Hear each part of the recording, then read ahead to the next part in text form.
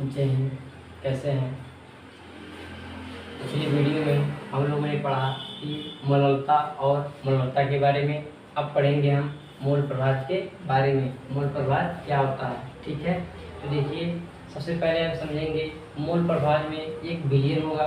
क्या होगा? एक विलयन होगा। विलयन में दो घटक होंगे। क्या घटक? कितने घटक होंगे? दो घटक। एक होता है विलय और एक होता है विलायक, ठीक है?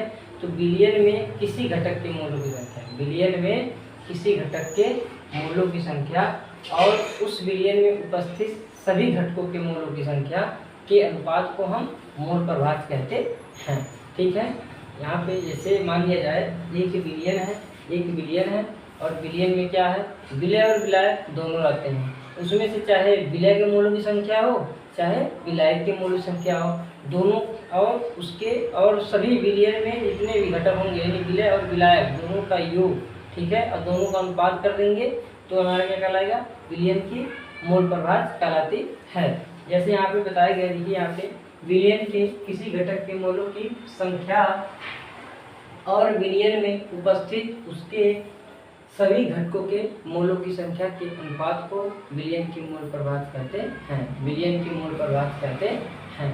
डिफिनेशन सूत्र दिखाया गया है विलयन का मूल प्रभाज, विलय का। इसमें देखो दो सूत्र बनेगा, एक होगा विलय का मूल प्रभाज और एक होगा विलायक का मूल प्रभाज, ठीक है? तो विलय का मूल प्रभाज क्या होता है? विलय का मूल प्रभाज बराबर होता है विलय के मूलों की संख्या, विलय के मूलों की संख्या बटे विलय के मूलों की संख्या प्लस विलायक की मूल संख्या। यानी एक घटक हो गया विलय का और उसमें उपस्थित सभी घटकों का योग, ठीक है? अनुपात को हम क्या बोलेंगे? विलय का मूल प्रभाज, ठीक है? और विलायक का मूल प्रभाज क्या होगा? यहाँ पे एक घटक हो जाएगा विलायक के मूलों की संख्या और उसमें उपस्थित सभी घटकों की मूलों की संख्या के योग के अनुपात को हम क्या कहेंगे? विलायक का मूल प्रभाज कहते हैं, ठीक है? इसके बाद हम पढ़ेंगे आगे, हमारा नेक्स्ट टॉपिक है विलयन की नॉर्मलता। क्या है? विलयन की नॉर्मलता। नॉर्मलता क्या होता है? विलयन के एक लीटर में विलीन कोई पदार्थ रहेगा।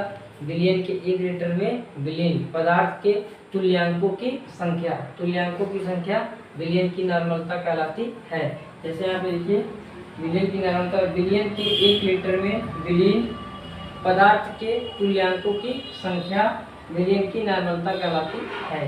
तुल्यांक क्या होता है? इसमें पदार्थ का भार होगा और उसका अनुभार होगा, ठीक है? वही हमारा क्या कहलाएगा? तुल्यांक कहलाता है, ठीक?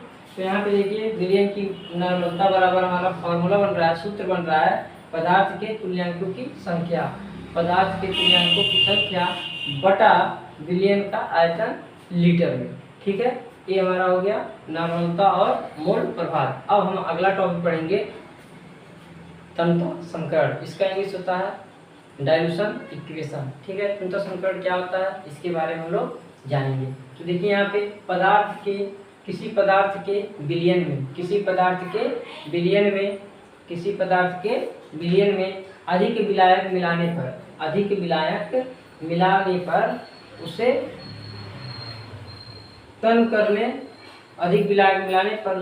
तन करने से विलयन की सांद्रता घट जाती है, ठीक है?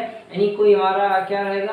कोई पदार्थ का विलयन रहेगा, अगर हम उसमें अधिक और विलायक मिला देंगे तो उस पदार्थ के तन करने पर क्या होगा? उसकी सांद्रता घट जाती है। जब विलयन क्या होगा? तन हो जाएगा तो उसकी सांद्रता क्या हो जाती है?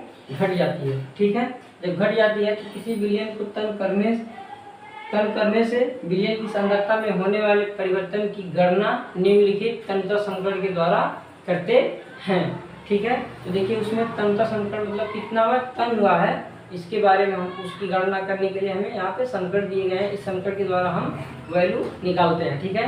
तो हमारा यहाँ पे है N1 V1 बराबर N2 V2, ठीक है? यहाँ पे हम किसी का भी 3 का वैल्यू 4 वैल्यू दिया है। यहाँ पे N फार होता है नॉर्मलता, V फार होता है वैल्यू यानी आयतन, ठीक है?